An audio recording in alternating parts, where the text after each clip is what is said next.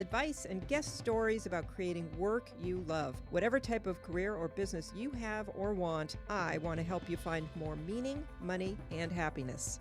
Now we are live from Hollywood.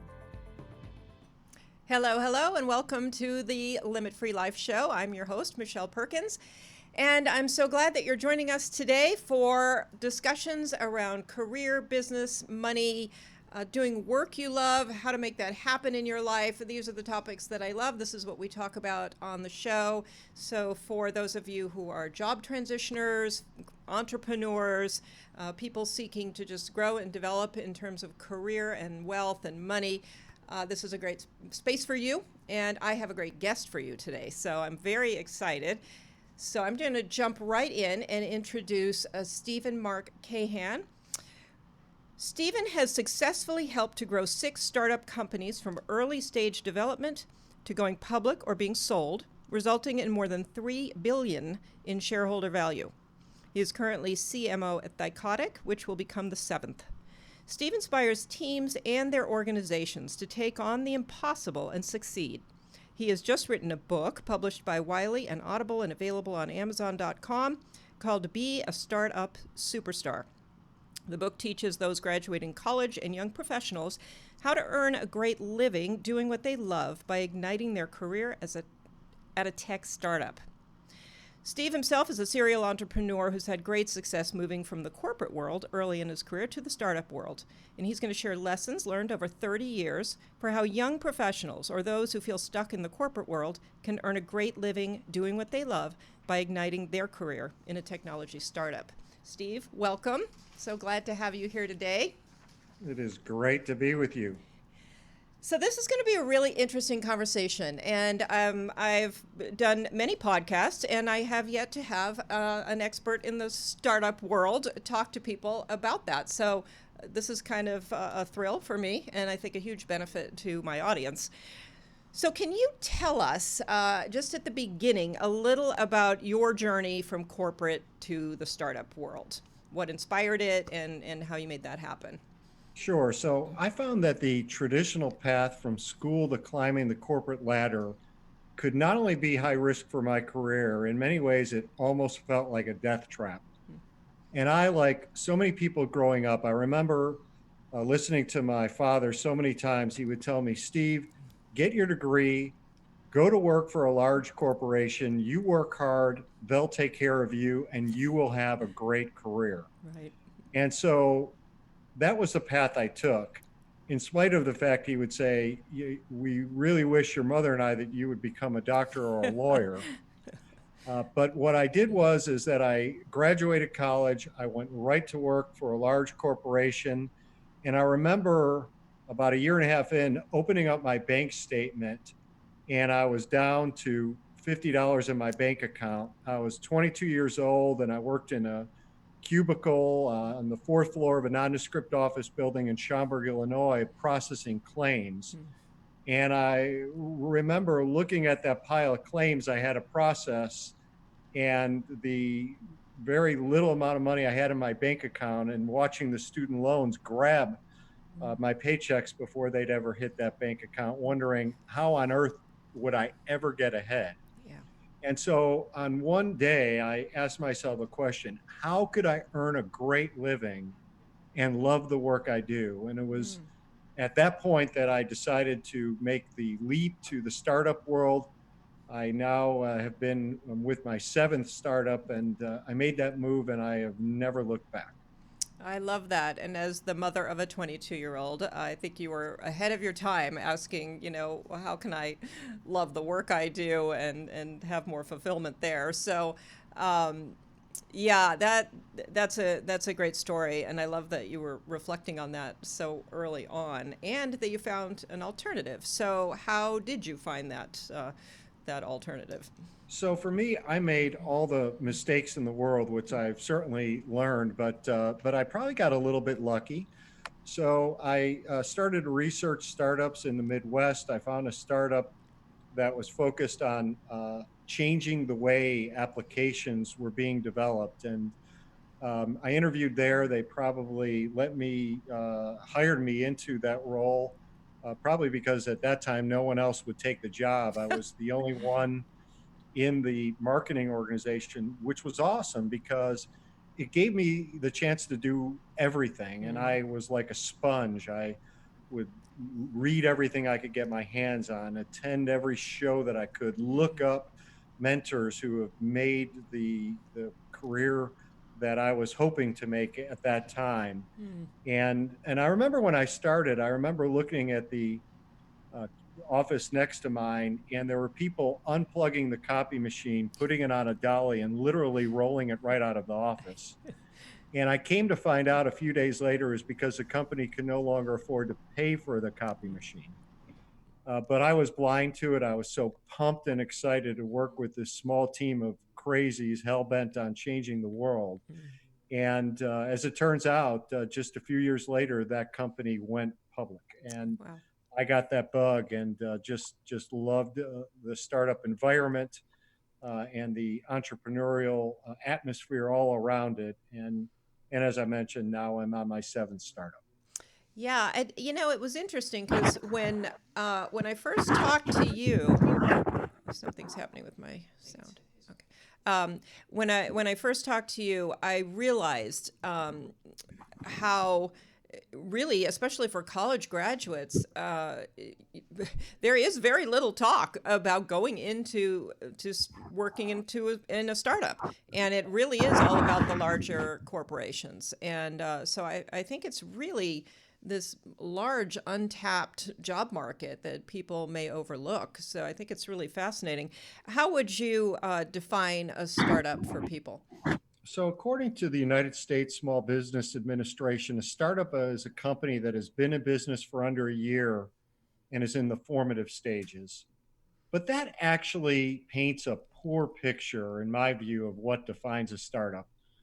A friend of mine by the name of Doug Irwin, who's chairman of a venture capital firm, he would say a startup is a company that operates like it's the last frontier for outlaws, a place where nonconformists can live, create, and sell their ideas. Mm, And I mean, how cool? Who doesn't want to be involved in that? It's a place right.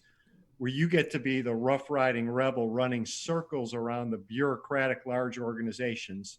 Yeah. So really a startup is not so much defined by size in my view. It's a culture.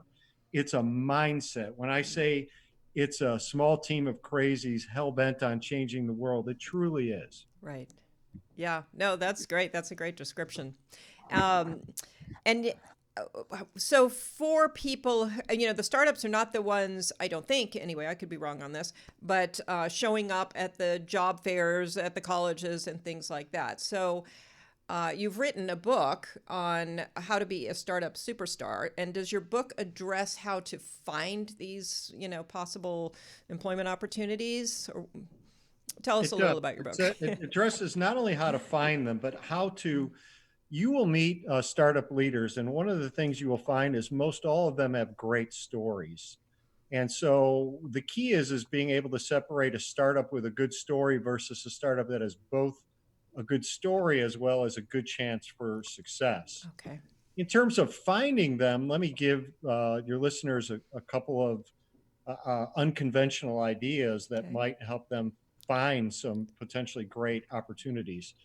If you Google accelerators or Mm, technology accelerators in literally every major city across the United States, you will find that these are companies that typically fund a number of companies. They provide assistance and guidance in terms of their growth. mm, And these accelerators will then list for the companies that they're funding the jobs often that those companies have mm, available. And people might not ever think to go to an accelerator website in their own hometown to find some amazingly great jobs, but they are there, and there are thousands posted across the United States right now. And as I mentioned, in literally every major city. Another way that I think is sort of untapped as well is, excuse me, let me turn off my phone. Sorry. Another way that is untapped, I think, in terms of the startup world is also going at executives directly. Mm, And so, if you follow the executives that are at companies that you might be interested in, what you will oftentimes is you will find what they're writing about, what they say, what interests them, and you could sort of learn a little bit more, of course, about their background. And not enough people go right through social sites such as LinkedIn Messenger hmm. and contact those executives directly and bypass some of the startup world. And in particular, one of the things that you can do is you can't be salesy, Yeah. right? Right. And you have to realize that these are very busy people. They you won't get responses from all of them, but if you go in a sincere, heartfelt manner and then start asking those people questions directly, you then find you'll gain the opportunity to transition the conversation over to you. And because so many startups are desperate for hiring, Mm, that oftentimes you will open yourself up to some great roles within the startup that executive is already at or within that person's network. So, a couple of quick and dirty ideas that you might be able to utilize to find some great opportunities. yeah, I have to say those rank right up there with a couple of the best tips anybody's given on my podcast. So I appreciate that. Those are really good. Um, Very interesting. And I was just teaching a workshop this morning. We were talking about LinkedIn and direct messaging people. And when one might do that for maybe the head of a tech startup, can you help us with what the person would ask for of that person? Well, I think if you're reaching out directly, is that typically it's more of a mentor type of relationship, even though that person might not be mentoring you. Okay. So in a case, kind of generically, it might be more of you've have achieved some wonderfully great things in your career. I would Mm, like to learn a little bit more about them and sort of your secrets to success. And what you'll find is that many executives are realize that there are people that have helped them yeah. along the way Yes. and that they are absolutely willing to pay it forward in terms of that help. Mm-hmm. And also that a lot of people like talking about themselves, Yeah. unfortunately, sometimes. But so they're often willing to openly share those stories. And again, that allows you to say, well, gee, at this point in my career, here are some of the things that I've done when you were at that stage. Tell me a little bit about how you were able to cross those chasms Mm, and make those leaps forward and just ask directly for some good advice in doing so. I right. think it's being direct, right, and being Right. very specific that way, and you will get the help that you need more often than not. Oh, I love that. Thank you so much. That's so good for people to hear because they are reluctant to do that and feel like they're bothering people or whatever it is, and it's really important for people to hear that it's an important thing to get out of your comfort zone and do some of that type of networking. Um, Speaking of networking, what would you suggest? I'm always telling people to go out there and network. Where would one network if they were interested in the startup world?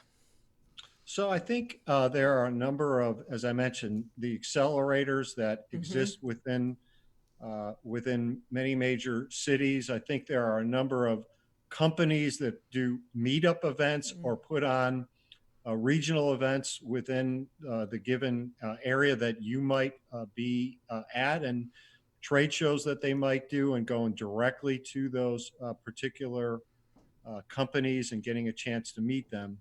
I think the real key is that there's 46,000 startups in the United States alone, and many of these are great companies, but some are not. And I think yeah. the important thing is as you're networking, whether they be virtual or whether it be at certain meetups or at events, as I've mentioned, I think the real key, what it comes down to, is trying to select the right startup. Right. right? And there are a few, I guess, criteria that I look for that I've learned. I guess if I'd have just been successful in one or two startups, perhaps it just would have been flat out luck. But now going on number seven, Yeah, I've learned a few things, and I'd love to share some of the things to your listeners that I would recommend that they look for. that'd be great. And I guess first is I look for quality people who share my values. And so people very much reflect a company's culture. And if you don't think you could trust, respect, and admire those that you will be working with, absolutely move on. And so what you're looking for first in the quality people that share your values is you're looking for a management team in particular that rocks your world. And that's super important in terms of the criteria because you'll be working so closely with them. Right. Okay. Secondly is a great product that you can believe in. What I've learned, particularly in the B2B world, is that people don't spend limited budgets. You could be in the biggest company in the world, and they will say that we have limited budgets. And really, what you'll find is people spend money on must-solve problems, most often not nice-to-solve problems. And so you want to do some Google research and see what the influencers, what the analysts are saying that your market that this company is playing in is big enough and is big enough to sustain growth as well, Mm-hmm. and that you would feel not only that the market is big, but that the product is one where you could go every day with a passion for what that company creates, and in particular, your role in creating it. Mm. And by the way, when you're checking out the market, don't be afraid if you see that there's lots of competitors. In fact, you might be a little wary if you see that there are no competitors, because it may suggest that there is not a big enough market.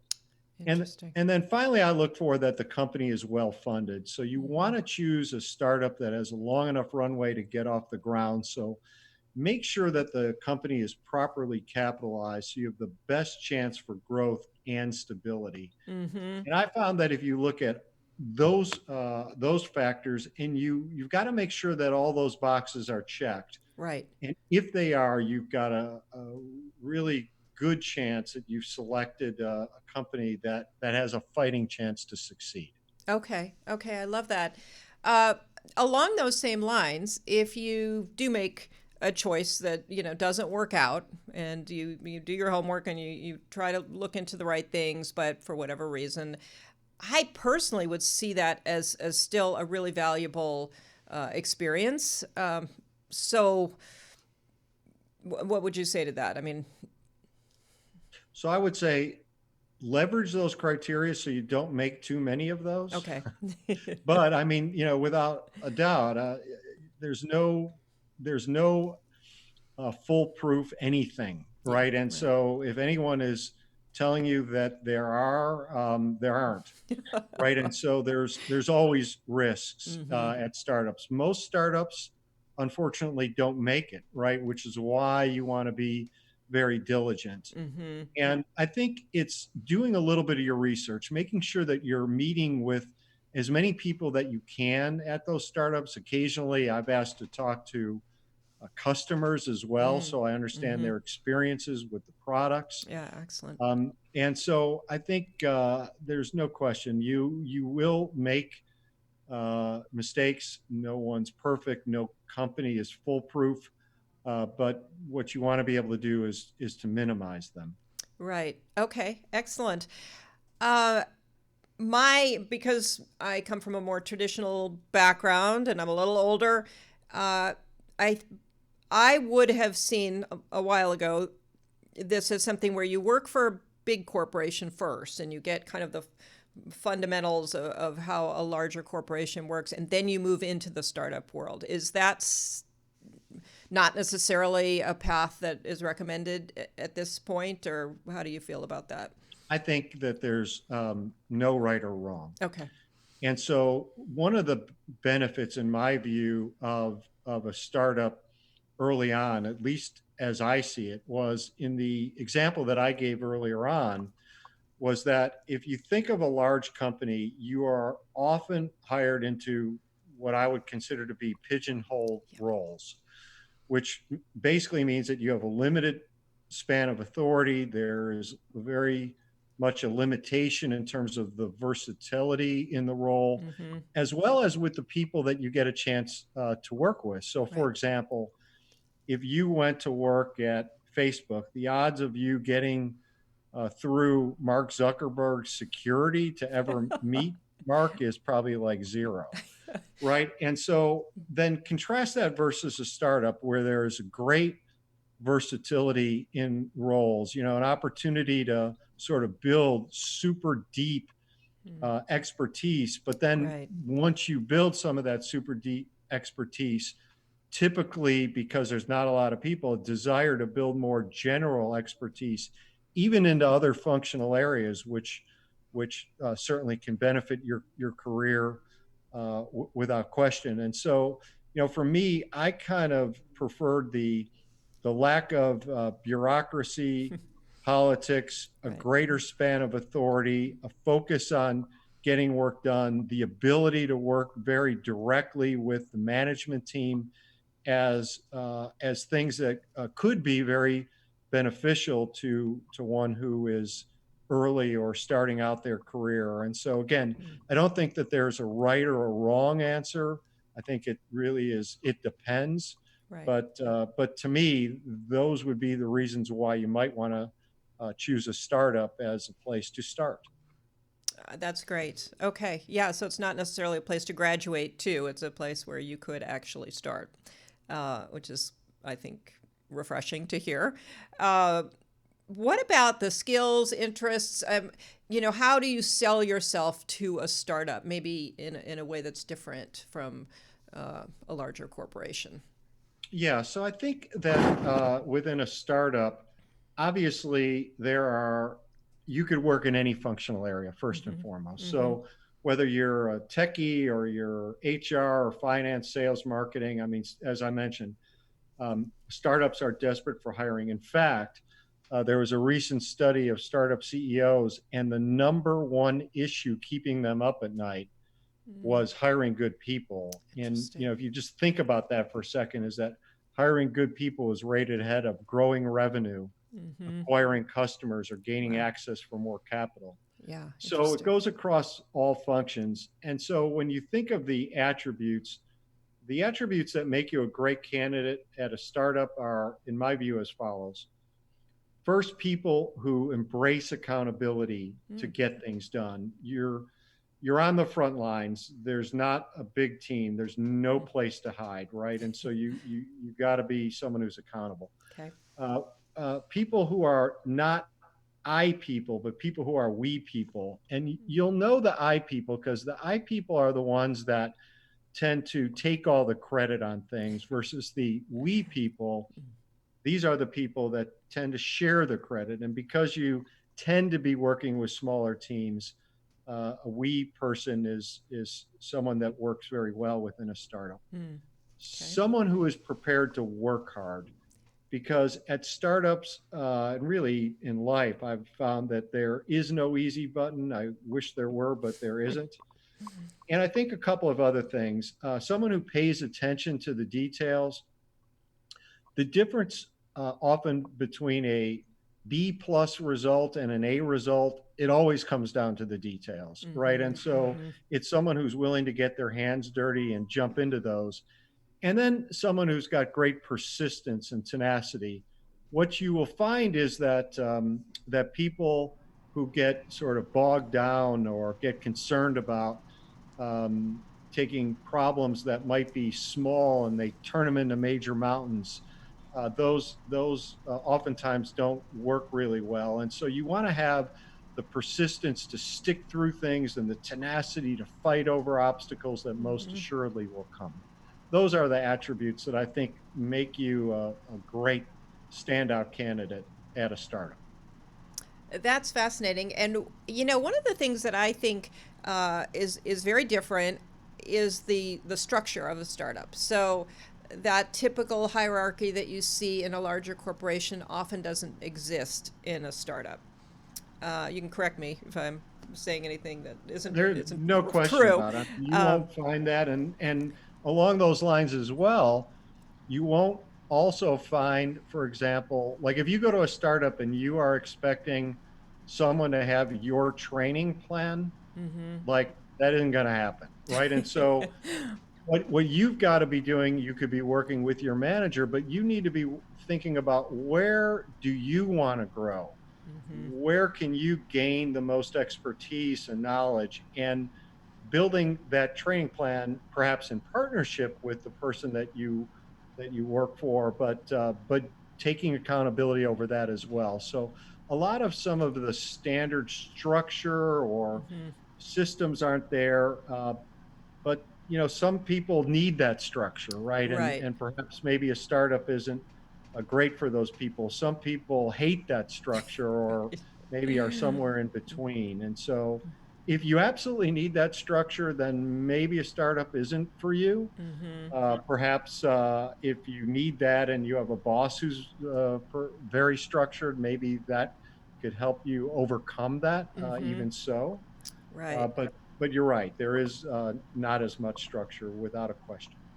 Yeah, I find that to be sometimes a little bit difficult for people who are coming from a more traditional structure, and they've been at a certain level, and then they move into some place that doesn't even have levels, and it's all very confusing as to the communication and things like that. So, If um, it's confusing, a startup's not for you. If it's yeah, liberating, you're like, I yes, love that. That's a right? good Then it's distinction. Yeah. probably more for you. Yeah, okay. So, any specific questions someone interviewing with a startup would want to be sure to ask, just to either gain assurance that the startup is healthy and viable and a good option, uh, or just a way to help the startup see you as a good candidate? And I think you brought a great point, is that so we talked a little bit about the criteria that make a startup could be a great one. But you sort of mentioned what would be some of the questions. And interestingly, if you ask some of the questions then that I would like to share Yeah. with your listeners, you will end up differentiating yourself, because I can assure you that others won't ask these questions. So Okay. if you have a pen, now's the time to take it out. So, uh, first question: why is now the time for your company to exist? Wow, great question. Okay. What do you love about your team, and why are you the ones to solve this problem? Tell me about a paying customer. What was their journey to select your organization, and what are the revenue expectations that you have for that customer over the course of the next year? Um, how much has the company raised, and what's its runway? Who are your investors, and why did you choose them? And here's one that, I mentioned about quality people that share your values. Here's a question that you could ask to get at that. If you weren't building your startup, Hmm. what would you be doing? Well, these are great. And, those are questions that I typically ask. They go beyond the things like, what's your biggest threat? I mean, certainly you might want to ask, what are some of the key milestones that the company has achieved? Uh, but these are questions that really help you to cut through some of the clutter and get the important answers that are required. Okay, those are fabulous questions. I love those. So it is still appropriate to ask about their funding and questions like that. That's something I, that, I think it's essential, right? And okay. so, uh, and you shouldn't feel bad about it. A lot of people feel bad about asking those types of questions. Yeah. Interestingly, or they feel uneasy, or what will someone think about me? Well, if you feel that way, think of what the alternative is. The alternative is you have absolutely no idea, and so perhaps that risky it could be risky. But then even more so than that, I found that some of the best startups that I've worked for, they are highly transparent with information. Mm, They okay. consider employees like extended family, and they're not going to share every dirty little secret or what have you. But they tend to be highly transparent with information because the view is that we're all in this together. Mm, So it's best that everyone understands the reality of our situation, whether that's great or whether there are challenges associated with it. And so, what you will often find is um, that the people that you're meeting with are willing to be more transparent than you might expect, mm. because that is the attitude that they have. And if they're not, that might say something to you as well. Right. Okay. Yeah. Great answer. What about compensation? How does that differ from a traditional corporation versus a startup? And what kind of things could one expect from a startup compensation package potentially? Well, so obviously there are things that you would negotiate, whether that's base, bonus.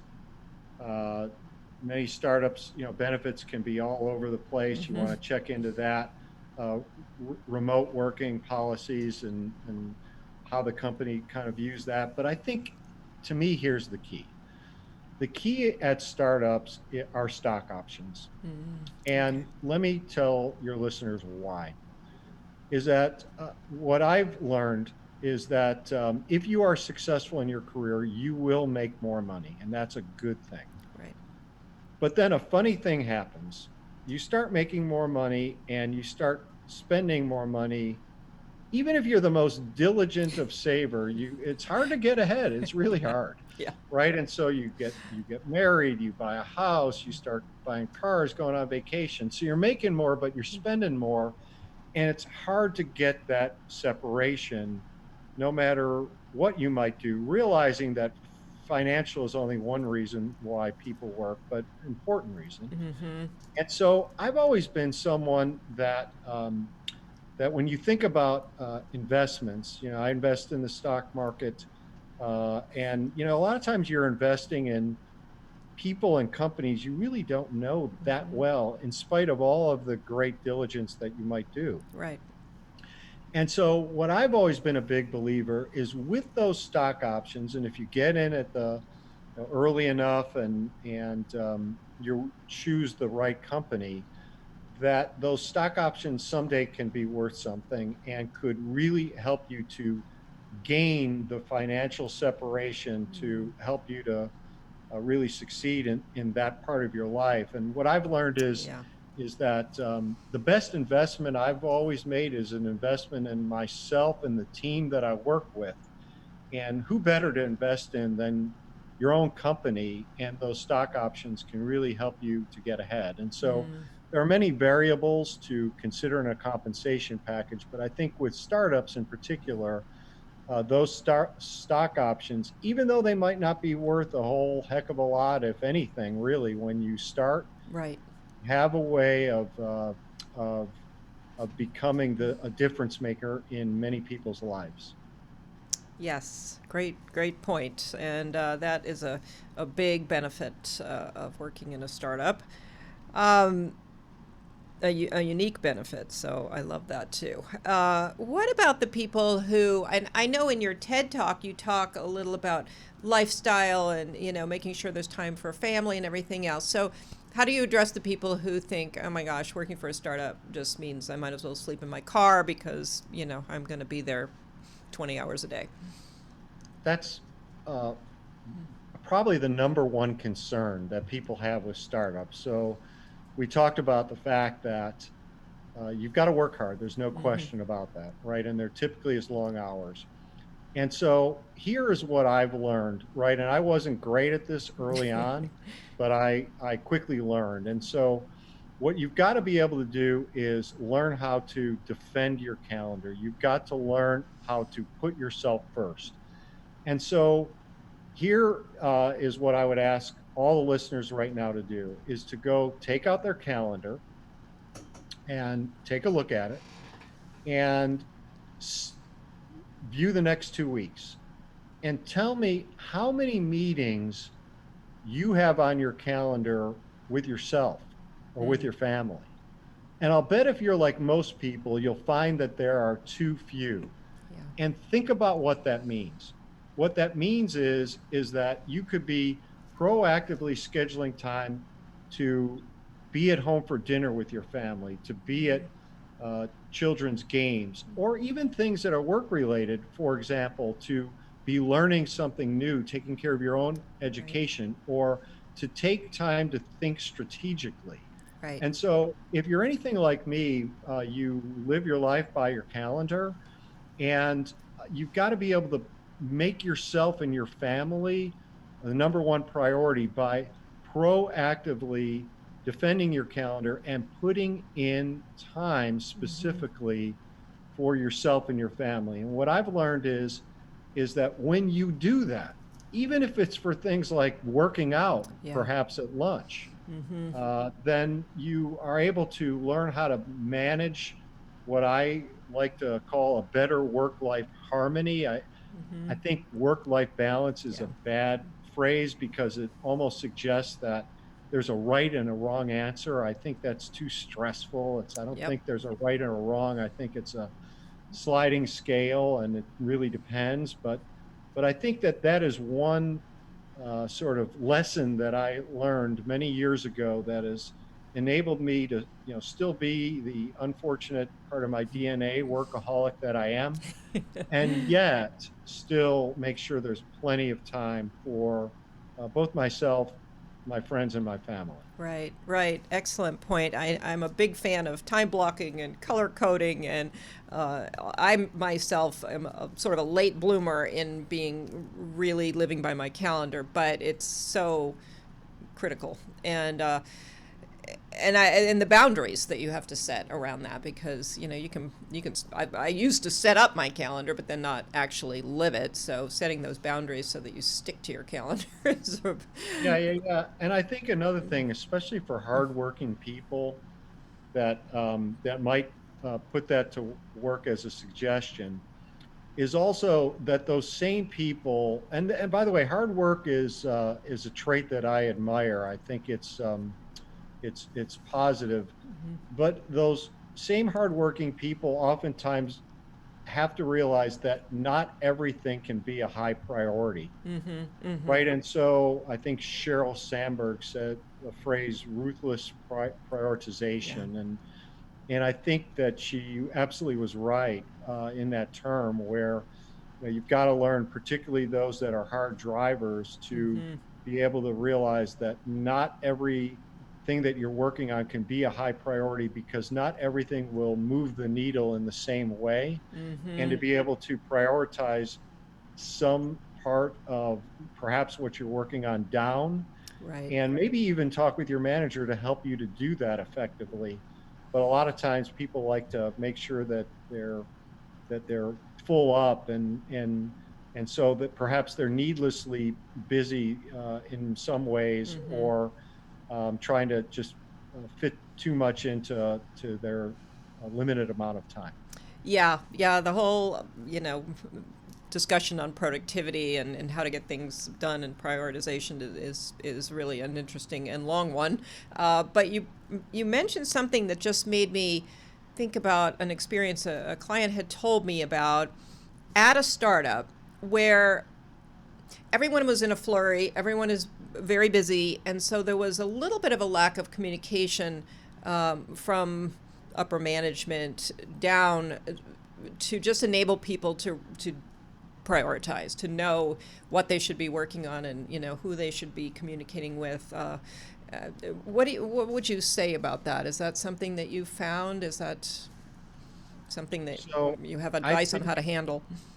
yeah, I think the key there is frequent communication and blindingly clear objectives. Okay. And it's the combination of both. It's the frequent communication around those blindingly clear objectives so that you are able to make sure Mm-hmm. that what you are focused in on is actually the most important thing. Mm-hmm. And then also sometimes to respectfully challenge where appropriate if you're loaded up with some A priorities and maybe some B's and C's, and Mm-hmm. getting some of those C's crossed off. But that will be difficult to do unless the communication is there. But Yeah. if you don't have blindingly clear priorities and agreements with your manager around what those objectives are, Mm-hmm. I suggest that that would be the one thing you could do to improve your life, like in the next 15 minutes, if you can arrange that meeting. Yeah, yeah. Okay, wonderful. So tell us a little more about what's in your book, which I'm very excited to read. So my book, Be a Startup Superstar, it's really about um, why to work within the startup world, how to find and land a job Mm. at the best startup, and what I call 7 keys to the C-suite. That once you've decided to join a startup, 35 actions, attitudes, and behaviors one would have to maximize their success at a startup. Mm. It's a quick read. It's very much how to, illustrated with the examples from myself as well as other just very talented entrepreneurs. So that is the book. Wonderful. Yeah, that's very helpful, and I think I'm sure there's transferable information in there as well, but really great for people who are interested in that world. And are you finding that startups are showing up on college campuses, or are they recruiting at all, or do you really have to seek them out? You've got to go seek them out, Okay. right? And so the company that I'm with right now, 4 years ago we were 6 million in annual revenue. Now we're at north of 100 million, Wow. right? And so that's similar in nature of the growth of the companies that I've been and Hmm. on that scale, sometimes even faster. Okay. And the company that I work for is corporately located in Washington, D.C., a cybersecurity company. Okay. And so you will never see us, for example, in Lawrence, Kansas Hmm. at a college career fair day. Like that just isn't going to happen, Okay. even though we've got a lot of jobs available right now. Yeah. And so I think what we're going to find is that there's going to be a new types of businesses that change the dynamic from college campuses to companies that are going to make it far more automated and quick and fast to companies. I saw an interesting company by the name of Scholars that's trying to do this sort of thing. Hmm. Very young company, but I think one that has a chance to be very successful, and which would enable startups or really any company to tap into great college students, regardless of college and geography. And so I think we're that sort of relationship is ripe for disruption. Hmm. Okay. And it's for that reason alone, because companies just like ours, of which there are so many, we're just not going to be at career fairs. And conversely, only I read 20% of the college students even contact their career services and go to career fairs anyways. Yeah. So you're missing gems Mm-hmm. that could be out there as well. Mm-hmm. Yeah, very interesting. I love college. I love uh, learning, but I don't think they do a great job with helping people either get clear on a career that they would want, or helping them find careers. So it's really, I do think it's great to have resources like yours to help, and that's an exciting area. I think it's very exciting, especially I think the timing is perfect, because from what I can tell, the younger people are not looking to be in a cubicle. And not all of them are equipped to go off and be entrepreneurs themselves. So it's great that they have options like this. Absolutely. And I think that there are so many people out there that could be finding wonderful homes at startups. And I hope some of the listeners might be encouraged to at least have a look. Well, and this has become somewhat of a mission of yours, I'm assuming, to It help is. with It, this. yeah. I mean, again, like for me, this is about paying it forward.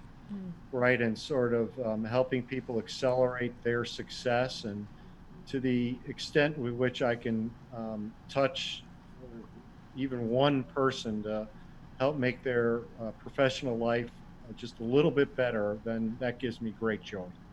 That's fantastic, and I do want to recommend that people check out your TED Talk. And which can you refresh me on the name of your TED Talk? So the TED Talk was "You Can Be a Startup Superstar." Okay, okay, similar to the book. And are you how are you taking this mission out there into the world? Are you speaking? I mean, obviously you are with the TED Talk, but what else are you doing to try to promote this Yeah, and so expand on I've it? been doing quite a bit of speaking, a couple of TED Talks now. I've started to meet on at universities via some really cool virtual meetings that a lot of Nice. professors do, where they bring in entrepreneurs to talk to their classes. And what I found is it's like so much fun. I mean, you go and you talk. I talked recently to Case Western University. I was talking to MBAs at a podcast at the University of Chicago recently. And what's amazing is the number of students that actually reach out and are have some, what I consider to be super smart questions, and but they're just looking to broaden the scope of the help beyond, for example, the people that they see in the classroom or their professors, Mm-hmm. the people who have actually kind of, done this sort of thing. And Right. so usually I people reach me directly through my website, Okay. and honestly, I respond to everyone because Oh. it's a lot of fun for me. It's quite fulfilling. And your website is www.beastartupsuperstar.com. okay, and that's the best place to go to contact you. It is, yes. Okay. And that's so very nice of you that you answer every inquiry. So people reach out. That's great. Um, well, this is a really interesting discussion. I love the topic. I love what you're doing to enlighten people around how to work for a startup. I think it is a mystery, and I think it's really important that people get help with that. So thank you for doing that work, and thank you for being on the show. I really appreciate you coming on and taking some time out to speak to me and to help the listening audience with this really fascinating topic. Michelle, thank you for having me. It's a pleasure. Thank you. All right. Well, that wraps up another Limit Free Life show. We are here every Wednesday at 1 o'clock, a broadcast from ubngo.com. You can also find the podcast after the fact on all major podcast platforms: Apple Music, Spotify, iHeartRadio, etc.